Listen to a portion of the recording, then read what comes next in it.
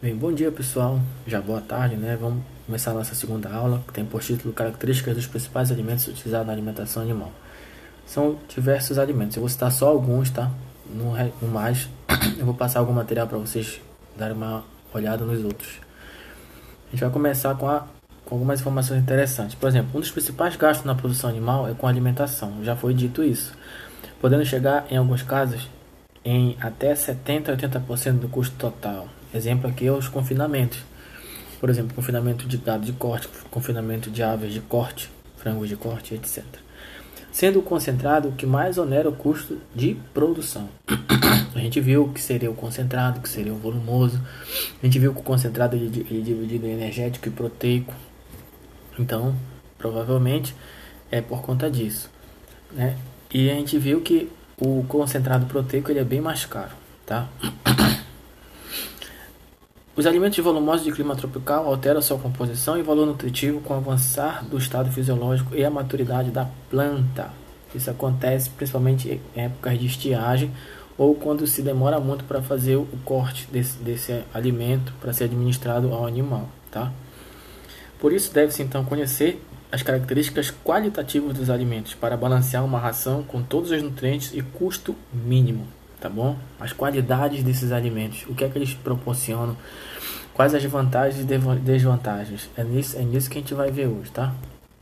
Começando aqui com a aveia. Trata-se de uma planta da família das gramíneas, muito rústica, gente, exigente em água, com excelente capacidade de perfilhamento e produção de massa verde. Em geral, a variedade preta, que é a avena estrigosa, ela produz mais forragem que as variedades branca e amarela. É um cereal cultivado para a produção de grãos, sendo utilizado para alimentação animal e também humana. Caracteriza-se ainda como uma excelente planta forrageira de inverno. A aveia não é um bom alimento para o período de engorda, tá bom? Por isso ela é usada geralmente com limitação para esse tipo de ração. Destaca-se por sua qualidade nutricional para cavalos, pois detém valor mais elevado em relação aos outros cereais.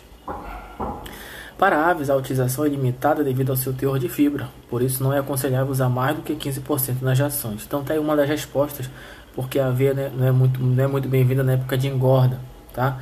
A fibra ela vai dar a sensação de saciedade, e a época de engorda eu preciso que o animal ganhe peso, tá certo? Eu não quero que o animal fique saciado, eu preciso que ele coma e essa comida se transforme em carne. A fibra solúvel presente na aveia é responsável por parte das vantagens, retardando com isso o esvaziamento gástrico, o que resulta em maior saciedade. E ao entrar em contato com a água, vai formar géis que vão tornar o bolo fecal maior e mais viscoso. Dessa maneira, então, ocorre uma menor absorção de substâncias presentes como glicose e colesterol, em decorrência de uma menor ação de enzimas digestivas, que iriam trabalhar nos alimentos ingeridos quando chegasse no bolo, no sistema digestivo, para aí sim retirar os nutrientes deles. Então, por conta da fibra, essas enzimas elas têm a sua ação diminuída. A aveia constitui o alimento básico dos cavalos de corrida, por formar uma massa fofa no estômago desses animais, facilmente adaptável e digestível. Destaca-se, entre outros cereais, por seu teor e qualidade proteica, que vai variar entre 12% a 24% no grão descascado, tá, gente? Como também por sua maior porcentagem de lipídios, que vai variar de 3,10 a 10,90, distribuídos por todo o grão e com predominância de ácidos graxos insaturados. A aveia é rica em lipídios, que são fonte maior de energia que os carboidratos. Em relação ao teor proteico, a aveia também é superior aos demais cereais, sendo 18% o maior valor encontrado. As proteínas da aveia são de alta qualidade, apresentando composição aminoácida de acordo com os padrões exigidos pela Organização Mundial da Saúde, por exemplo. Mas assim como nos demais cereais, o principal aminoácido limitante é a lisina, seguido da treonina. Então, lisina é o primeiro aminoácido limitante para quem? Para suínos. Então, já fica prejudicado aí eu tentar alimentar o suíno, a ave por conta da fibra, o suíno por esse problema na falta desse aminoácido, tá bom? É limitante. Então, entre os carboidratos, o amido é o constituinte de maior abundância na aveia, com teores médios que variam de 43,7% a 61%. Dentre as formas de fornecimento ao animal, ressalta-se aveias em flocos, aveias em grãos, aveia forrageira e aveia conservada na forma de feno. Né? Aqui é a composição química desse alimento. Ele apresenta matéria seca 14%, nitrogênio digestivo total NDT de 65%, proteína de 20%, extrato etéreo de 4,5% e o fibra detergente neutro de 63%. Aqui embaixo eu tenho mais componentes e suas respectivas variações percentuais. Aqui eu tenho o aveia em grão, aveia em flocos, aveia forrageira e aveia apresentada na forma de feno, tá bom? Falando do milho, o milho é um conhecido cereal cultivado em grande parte do mundo, gente. É extensivamente utilizado como alimento humano ou ração animal, devido às suas qualidades nutricionais. Segundo Teixeira, no ano de 98, o milho dentre os grãos de cereais é o mais largamente empregado, por ser rico em energia e pobre em proteína, principalmente em lisina. Mas essa falta da lisina, da proteína, desse aminoácido lisina, não diminui a utilização do milho na ração, tá bom? Porque a gente quer, no caso do milho, a energia, não quer a proteína. Lembra, eu tenho que usar carboidratos e lipídios para formar energia no animal e proteína para formar tecido, carne, leite e ovos, tá bom? Desculpa, tá bom? Voltando aqui. Ele é rico em provitamina A beta-caroteno e pigmentantes, como a xantofila, que vai deixar o grão amarelo, tá? Apresenta baixos teores de triptofano, cálcio, riboflavina, niacina e vitamina D. Ele é considerado um alimento concentrado energético padrão, muito utilizado em rações a nível de mundo.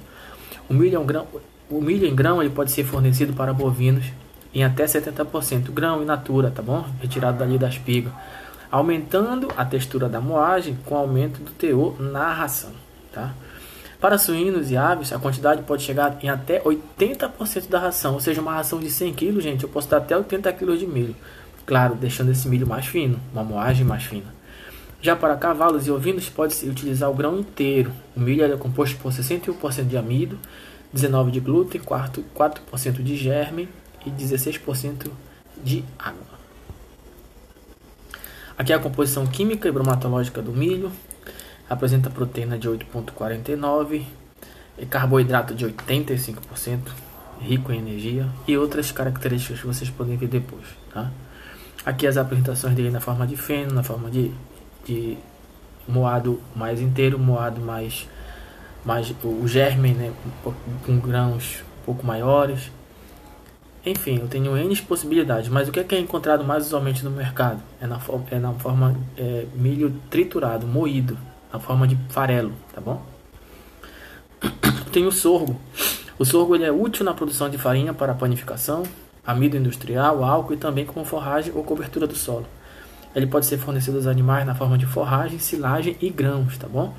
O grão do sorgo ele apresenta uma composição semelhante à do milho, com menor teor de energia e maior de proteína, em que o teor de proteína bruta varia de 9 a 13, dependendo da variedade, tá? E contém menor teor de caroteno, ou seja, o grão do sorgo ele é mais verde, mais escuro em comparação ao grão do milho, tá bom?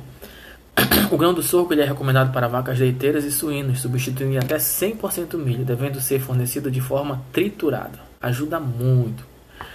No caso das aves, recomenda-se então substituir até 50% do milho da ração e adicionar pigmentantes para a coloração da carcaça e gema do ovo. Lembra, ele tem pouco caroteno, que dá coloração amarela mais para o milho, já o sorgo tem pouco. Então eu preciso acrescentar pigmentantes, tá? Até porque ninguém vai querer comer uma gema de ovo, né, que não esteja na cor dela. No caso das aves, recomenda-se, já li, né? Algumas variedades do sorgo contêm em seu pericarpo substâncias amargas denominadas de taninos. Essas substâncias são responsáveis por inibição de algumas enzimas no sistema digestivo, interferindo no metabolismo de proteínas e carboidratos e diminuindo a sua digestibilidade e, consequentemente, a resposta do animal. Então, eu tenho que prestar muita atenção no tipo de sorgo, na variedade do sorgo. Quanto maior a quantidade de tanino, mais prejudicial o metabolismo de proteínas e carboidratos. Com isso, a digestibilidade desse alimento diminui e, consequentemente, a resposta animal. Ou seja, a gente estava esperando o animal produzir ovo, vai produzir menos. Produzir leite, vai produzir menos leite. Porque o tanino interferindo no metabolismo. Proteína, lembra, gera carne, leite, ovos. carboidrato, energia para que seja produzido, para que ajude a proteína a produzir, para que o animal consiga produzir leite, carne e ovos. Ele precisa de energia, tá bom? Então, quando eu tenho muito tanino presente no grão do sorgo, acaba prejudicando, ele acaba interferindo no metabolismo. Então, é bom ou não é bom? Não é bom. Eu preciso prestar atenção na variedade, tá bom? Quanto menor o tanino, maior a utilização do sorgo. Quanto maior o tanino, menor a utilização do sorgo aonde? Na ração. Forma de utilização do sorgo. Forragem, todos os herbívoros se alimentam. Altos níveis de HCN nas plantas jovens que afetam a função ruminal. Tá bom? Esse HCN é o ácido cianídrico, tá? Os equinos e suínos, o HCN é destruído pelo próprio ácido clorídrico presente no estômago desses animais. Na forma de silagem, menor valor nutritivo em relação à silagem de milho, por exemplo, principalmente se colhida quando o grão passa do ponto ideal, entre a fase leitosa e a farinácea, tá? São detalhes na hora da coleta a campo. Menor poder de mastigação, grão menor se comparado ao milho. E na forma de grão, pode substituir todo o milho para a vaca leiteira, já foi dito, desde que moídos. Reduz a eficiência da utilização em 10% devido ao tanino, já falei o motivo disso. Comparação entre grãos de milho e sorgo, gente. Semelhante ao milho na composição e valor nutritivo, 90 a 95% do milho, mais pobre em gordura e energia metabolizável, de 90 a 95% de energia do milho. Nível de vitamina do complexo B semelhantes ao do milho, tende a apresentar maior conteúdo de proteína bruta. Disponibilidade de aminoácidos menor, 88,9% do milho, 94%. Ele é mais pobre em isoleucina e leucina, o sorgo. Ele apresenta menor digestibilidade, menor quantidade de ácido linoleico e custo reduzido, ou seja, ele é mais barato, mas eu tenho que ver até onde esse milho mais barato vai compensar, tá bom? Ele é rico em energia, tem no amido o principal glicídio, a porcentagem de proteína é bastante variável, a coloração do grão é branca, creme, marrom e vermelha, tem o sorgo granífero também, que apresenta alta capacidade de produção de grãos, tamanho reduzido e produtividade que varia de 1,3 a 5 toneladas por hectare. Qual seria a desvantagem do uso do sorgo, gente? Limitante em lisina, treonina e metionina. Grão é muito pequeno e a casca é dura e indigestível. Não contém pigmentos, caroteno e xantofila. Grande perda quando da moagem em decorrência da grande quantidade de pó. Produção de compostos fenólicos como o tanino. Palatabilidade adstringente, ou seja, amargo. Digestibilidade complexa com proteína, aminoácidos nas fezes. Carboidrato impede ataque enzimático. Coloração desse sorgo é escura. Vantagens agronômicas, resistência e proteção. Como vai acabar o tempo aqui, eu vou salvar até aqui, vou disponibilizar no YouTube e eu continuo do slide seguinte, tá bom? Só um momento.